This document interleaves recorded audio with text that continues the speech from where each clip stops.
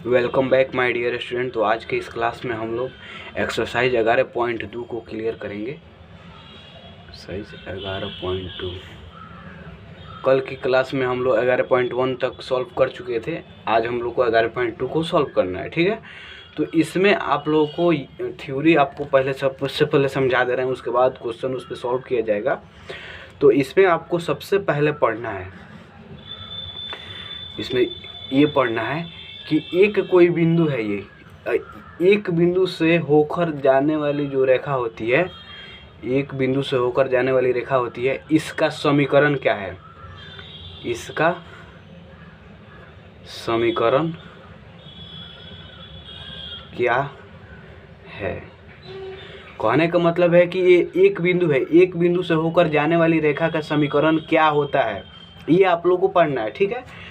तो जो एक बिंदु से होकर जाने वाली रेखा का जो समीकरण है, समीकरण ये दो तरह का होता है।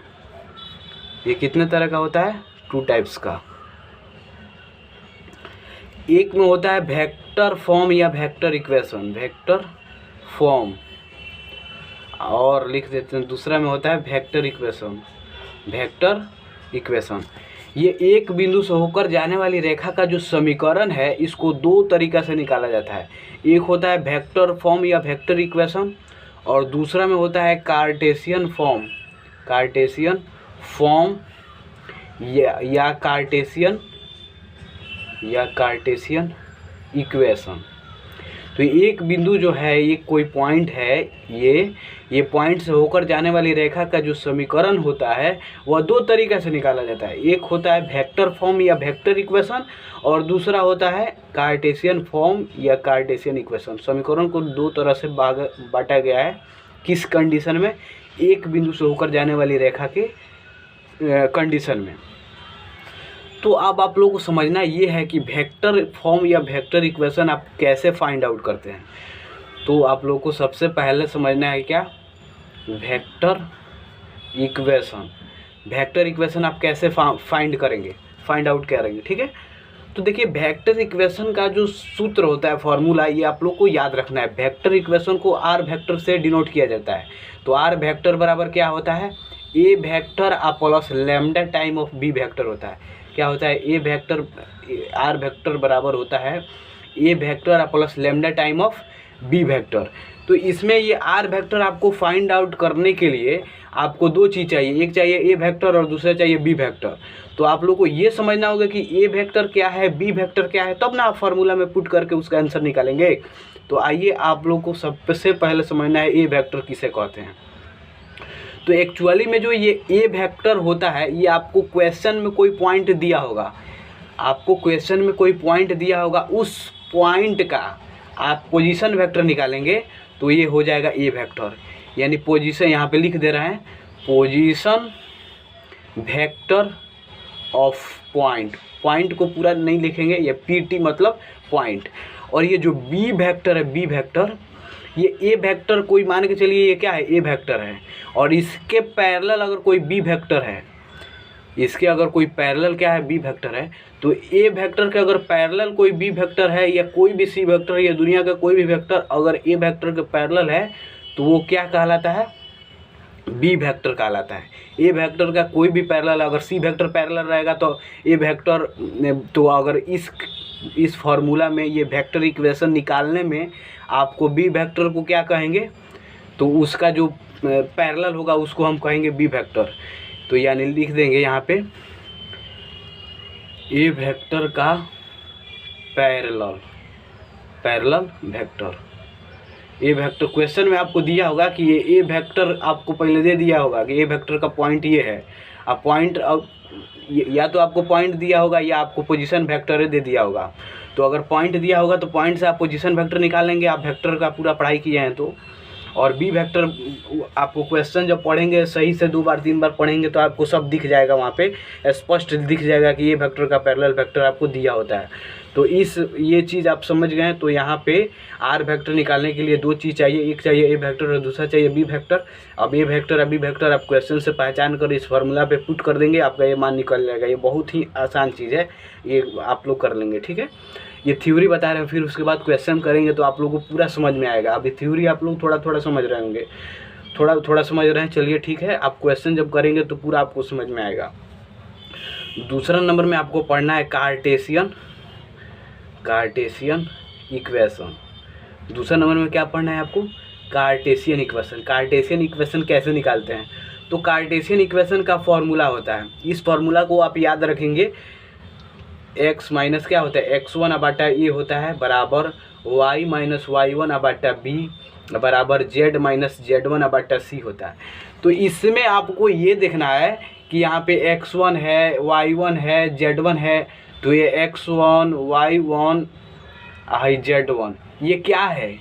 x1 y1 z1 है, जो ये है पॉइंट, ये है पॉइंट। आपको क्वेश्चन में पॉइंट दिया होगा तो आपको x1 y1 और z1 आपको वहाँ पे पुट कर देना है, या आपको पॉइंट देगा तो आप वहाँ डायरेक्ट पॉइंट पुट कर देंगे। अगर आपको पॉइंट नहीं दिया होगा तो आपका पोजीशन वेक्टर दिया होगा, तो पोजीशन वेक्टर से आप जो आई जे और के कोफिशिएंट को कॉमा के थ्रू लिख देंगे तो वही x1 y1 और z1 का मान हो जाएगा। अब दूसरा चीज़ इसमें आपको ये चाहिए, पॉइंट हो गया, और दूसरा चीज़ में चाहिए आपको डायरेक्शन रेशियो। डायरेक्शन रेशियो यानी क्या चाहिए? ABC, या तो आपको डायरेक्शन रेशियो का जिक्र होगा और नहीं तो आपको ABC दिया होगा। तो ये फार्मूला पे आप जब पुट करेंगे, यही फार्मूला आपको याद रखना है। ये चीज़ हम बताएं हैं कि x1 y1 z1 क्या होता है, और ये x है तो x रहबे करेगा, फार्मूला है उसका। x1 y1 z1 का मान यहाँ पर रख देंगे, ABC का मान रख देंगे, ABC जो कि क्या है? डायरेक्शन रेशियो होता है। आप लोग थ्योरी वाला क्लास नहीं किए होंगे तो देख लेंगे, वहाँ पे सब बताया गया है कि ABC क्या है। तो आप ये कार्टेशियन इक्वेशन हो गया और ये वेक्टर इक्वेशन हो गया। तो आप लोग जो ये पढ़े हैं कि एक बिंदु से होकर जाने वाली रेखा का जो समीकरण होता है, ये समीकरण जो होता है दो तरीके से निकाला जाता है, दो प्रकार का होता है। ये एक होता है वेक्टर इक्वेशन और दूसरा होता है कार्टेशियन इक्वेशन। तो ये वेक्टर इक्वेशन जो है इसको आर वेक्टर से डिनोट करते हैं। इसका फार्मूला होता है A vector plus lambda time of B vector, जहाँ पे ए वेक्टर क्या होता है तो पोजीशन वेक्टर ऑफ पॉइंट होता है, और बी वेक्टर क्या होता है तो ए वेक्टर के जो पैरेलल वेक्टर होता है उसको बी वेक्टर कहते हैं। ठीक है। अब एक कार्टेशियन इक्वेशन में ये फार्मूला होता है एक्स माइनस x1 बट्टा में ए बराबर वाई माइनस y1 बट्टा में बी बराबर z माइनस z1 बट्टा में सी। यहाँ पे x1 y1 z1 जो होता है यह पॉइंट होता है, या तो पॉइंट होगा तो पॉइंट, इक्वेशन में पॉइंट दिया होगा तो उसको पॉइंट लेंगे, या आपको पोजीशन वेक्टर दिया होगा तो पोजीशन वेक्टर से आप पॉइंट निकाल लेंगे। कैसे? तो आई कैप और जे कैप और के कैप के कोफिशिएंट को क्या कहते हैं? पॉइंट कहते हैं। तो वैसे आप निकाल लेंगे, और डायरेक्शन रेशियो का जिक्र होगा। अगर नहीं होगा तो आपको समानांतर वेक्टर दिया होगा। आपको क्वेश्चन में क्या दिया होगा? पैरेलल वेक्टर दिया होगा।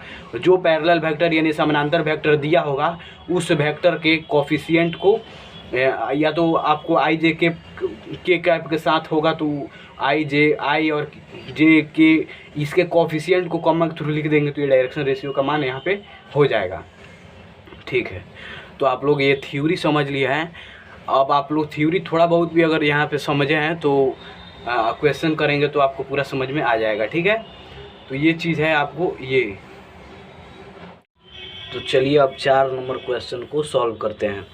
देखिए 4 नंबर क्वेश्चन में आपको कह रहा है बिंदु 1 2 3, बिंदु यहाँ पे दिया है, बिंदु 1 2 3 से गुजरने वाली रेखा का समीकरण ज्ञात करना है। देखिए रेखा का समीकरण बोले या आपको बोले वेक्टर इक्वेशन निकाले तो उसका फॉर्मूला आप वो लगाएंगे क्या? तो आर वेक्टर बराबर क्या होता है? A vector plus lambda time of B vector. उसका आप इस्तेमाल करके रेखा का समीकरण बोलेगा तब निकालेंगे।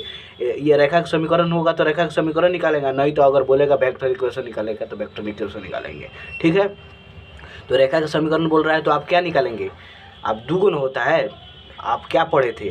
समीकरण एक बिंदु से होकर गुजरने वाली रेखा का जो समीकरण होता है दो तरीके से निकाला जाता है। एक होता है वेक्टर इक्वेशन से निकाला जाता है, और दूसरा होता है आपको कार्टेशियन इक्वेशन से निकाला जाता है।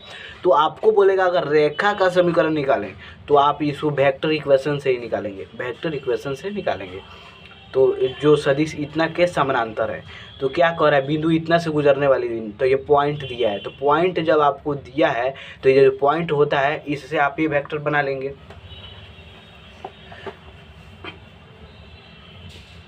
पॉइंट का पोजीशन वेक्टर निकाल लेंगे तो वही ना आपको ए वेक्टर हो जाएगा। तो पॉइंट आपको दिया हुआ है क्या 1 2 3, तो 1 2 3 का पोजीशन वेक्टर क्या होगा आई कैप प्लस 2 जे कैप प्लस 3 के कैप, ये ए वेक्टर का पोजीशन वेक्टर हो गया। अब ए वेक्टर का जो पैरेलल समानांतर होता है, तो क्वेश्चन में यहाँ पे क्या बोल रहा है बिंदु इतना से गुजरने वाली, तो ये जो बिंदु है इस बिंदु का अगर पोजीशन वेक्टर आप निकालेंगे तो ये ए वेक्टर हो जाएगा, ये 4 नंबर। और ये जो सदिश इतना के समानांतर है, समानांतर वेक्टर ये दिया है, तो जो समानांतर वेक्टर दिया होता है वो क्या होता है बी वेक्टर होता है, बी। तो यहाँ पे बी वेक्टर बराबर क्या दिया है 3i cap plus 2j cap minus 2k cap. तो ये ए वेक्टर हो गया, ये बी वेक्टर हो गया। तो हमको क्या निकालना है, हमको क्या निकालना है रेखा का समीकरण, रेखा का समीकरण। रेखा का समीकरण को किससे डिनोट किया जाता है, तो आर वेक्टर से डिनोट किया जाता है। आर वेक्टर का फॉर्मूला क्या होता है A vector plus lambda time of B vector होता है। तो ए वेक्टर क्या है आपका, क्या है I cap plus 2j cap plus 3k cap, आप प्लस है तो प्लस, आई लैम्डा है तो लैम्डा, अब बी वेक्टर क्या है तो 3i cap plus 2j cap minus 2k cap. तो यही आपका क्या हो जाएगा रेखा का समीकरण हो जाएगा आंसर। चलिए 4 नंबर बहुत ही आसान था। अब 5 नंबर क्वेश्चन बनाते हैं।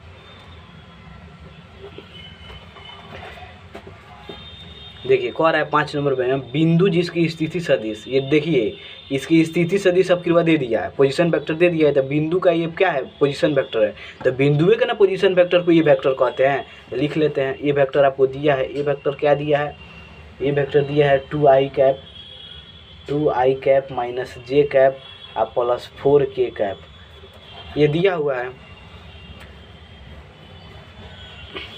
बिंदु जिसकी स्थिति सदिश इतना से गुजरने वाली सदिश इतना की दिशा में, कह रहा है कि दिशा में मन हई है ऐसी के दिशा में अगर ये तो एक दूसरे का पैरेलल होगा, तो पैरेलल वेक्टर क्या दिया है, ये 5 नंबर में पैरेलल वेक्टर ये दिया है, समानांतर वेक्टर ये दिया है।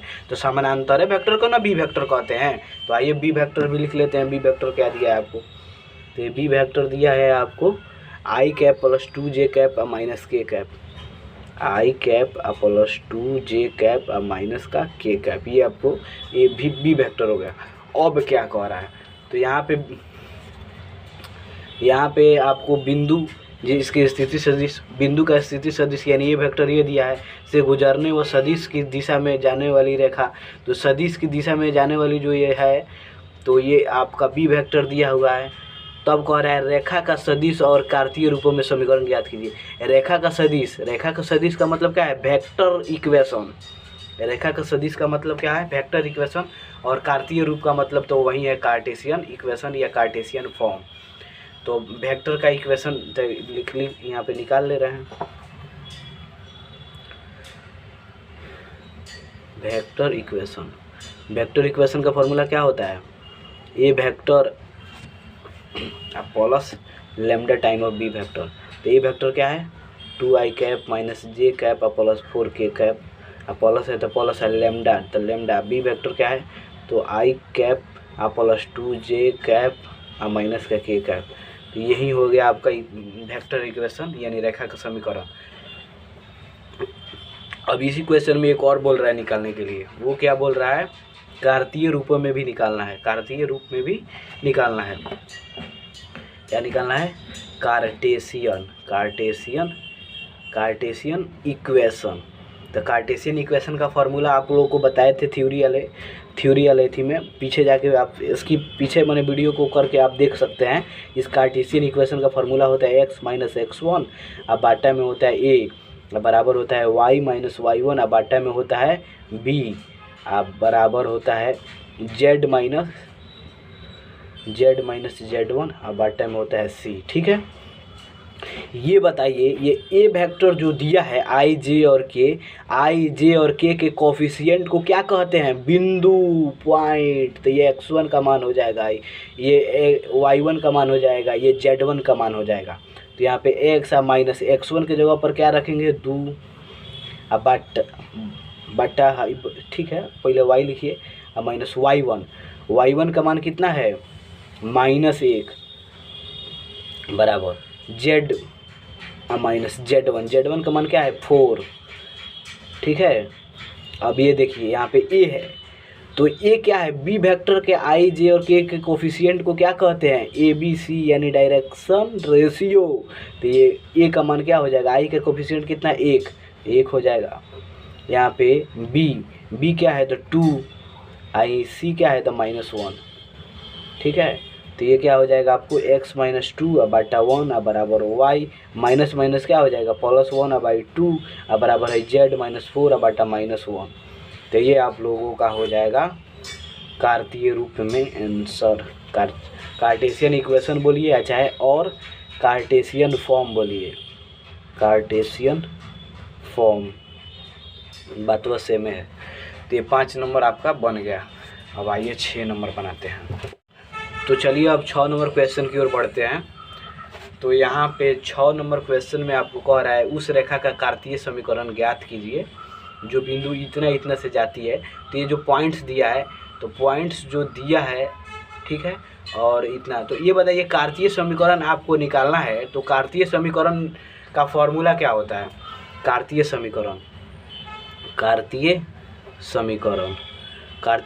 का फॉर्मूला होता है x - x1 बटा में a बराबर y - y1 बटा में क्या हो जाएगा b बराबर z - z1 बटा में c। यही ना होता है कार्तीय समीकरण का फॉर्मूला। अब देखिए कार्तीय समीकरण आपको निकालना है और आज जो बिंदु पॉइंट्स दिया है, तो कार्तीय समीकरण के लिए क्या चाहिए, x1 y1 और z1 ये पॉइंट्स चाहिए। और दूसरा क्या चीज़ चाहिए, दूसरा आपको चाहिए ए बी सी यानी डायरेक्शन रेशियो चाहिए। तो डायरेक्शन रेशियो आप यहाँ से निकाल लेंगे, ये ए का मान है, ये बी का मान है, ये सी का मान हो जाएगा। हाँ तो चलिए अब x - x1 पॉइंट्स क्या दिया है आपको, पॉइंट्स यहाँ पे देखिए ये -2 4 और -5 दिया है। x1 का मान क्या होगा -2 बटा ए का मान यहाँ से निकाल लीजिए, यहाँ 3 हो गया बराबर y - y1 का मान कितना दिया है आपको 4 बटा b का मान वहाँ से निकालेंगे तो 5 बराबर z - z1। तो z का मान z हो जाएगा -z1 का मान कितना दिया हुआ है क्वेश्चन में -5 दिया है। अब बाटा यहाँ पे ये 6 हो जाएगा, c का मान 6 हो जाएगा। तो यहाँ पे x + 2/3 बराबर y - 4 बटा 5 बराबर z + 5 बटा 6। ये आप लोग का क्या हो गया, कार्तीय समीकरण का आंसर हो गया। ठीक है, सही पुटिंग हुआ है ना मान, ये -2 है, ये क्या है 4 है, ये -5। हाँ ठीक है, ये आप लोग का ये आंसर हो गया। अब आइए 7 नंबर क्वेश्चन की ओर बढ़ते हैं। 7 नंबर क्वेश्चन में कह रहा है एक रेखा का कार्तीय समीकरण ये आपको दिया हुआ है। तो ये बताइए कार्तीय समीकरण जब आपका दिया हुआ है, आप बोल रहा है इसका सदिश समीकरण ज्ञात कीजिए। सदिश समीकरण का मतलब क्या है, वेक्टर इक्वेशन ज्ञात कीजिए। तो ये बताइए वेक्टर इक्वेशन निकालने के लिए आपको क्या चाहिए, ए वेक्टर चाहिए और बी वेक्टर चाहिए। ए वेक्टर क्या होता है, पॉइंट्स का पोजीशन वेक्टर होता है। तो ये पॉइंट्स क्या है, यहाँ से पॉइंट्स निकालेंगे और दूसरा हम क्या निकालेंगे, बी वेक्टर निकालेंगे। तो आइए इस क्वेश्चन से ही हम निकालते हैं यहाँ पे। ठीक है, क्वेश्चन आपके सामने है, क्वेश्चन भी पढ़ते जाइएगा, क्वेश्चन बनता भी जाएगा। ठीक है, तो ये देखिए आपको यहाँ दिया हुआ है, क्या दिया हुआ है भाई, आपको यहाँ पे दिया हुआ है x - 5/3 बराबर y + 4/7 बराबर z - 6/2, यही ना दिया हुआ है। तो आप इसको ऐसे भी लिख सकते हैं, x - 5/3 बराबर y - 4/7 बराबर z - 6/2। तो ये बताइए यहाँ पे x1 का मान क्या हुआ +5, y1 का मान क्या हुआ -4, z1 का मान क्या हुआ 6, नहीं ना हुआ। a का मान क्या हुआ 3, b का मान क्या हुआ 7 और c का मान क्या हुआ 2। तो ये बताइए ये पॉइंट्स है, तो पॉइंट्स का ही पोजीशन ना वेक्टर ये वेक्टर कहलाता है। तो ये वेक्टर बराबर क्या होगा, ये पॉइंट्स जो है 5 - 4 है, इसका पोजीशन वेक्टर निकालें। तो 5i cap -4j cap +6k cap, यही ना है, ये ए वेक्टर हो गया। अब बी वेक्टर क्या होता है, जो जो डायरेक्शन जो रेशियो होता है उसी का ना पोजीशन वेक्टर को भी कहते हैं, या समानांतर होता है। समानांतर जो वेक्टर होता है, तो ये 3 7 और 2 इसका पोजीशन वेक्टर निकालते हैं तो 3i cap plus 7j cap plus 2k cap, यही ना है। ठीक है, तो ये ए वेक्टर हो गया, ये बी वेक्टर हो गया, निकल गया। अब हमको निकालना है वेक्टर इक्वेशन। तो वेक्टर इक्वेशन का फॉर्मूला क्या होता है? वेक्टर इक्वेशन यानी आर वेक्टर बराबर होता है A vector plus lambda time of B vector. A vector का मान कितना दिया है? 5i cap minus 4j cap plus 6k cap, अब प्लस है तो plus lambda time of B vector, lambda हो गया। बी वेक्टर क्या है? 3i cap plus 7j cap plus 2k cap, इन है। तो यही आपका हो गया वेक्टर इक्वेशन का मान। तो चलिए, हम उम्मीद करते हैं कि आपको 1 से लेकर 7 तक थ्योरी के साथ बढ़िया से समझ में आ चुका होगा। जय हिंद, जय भारत।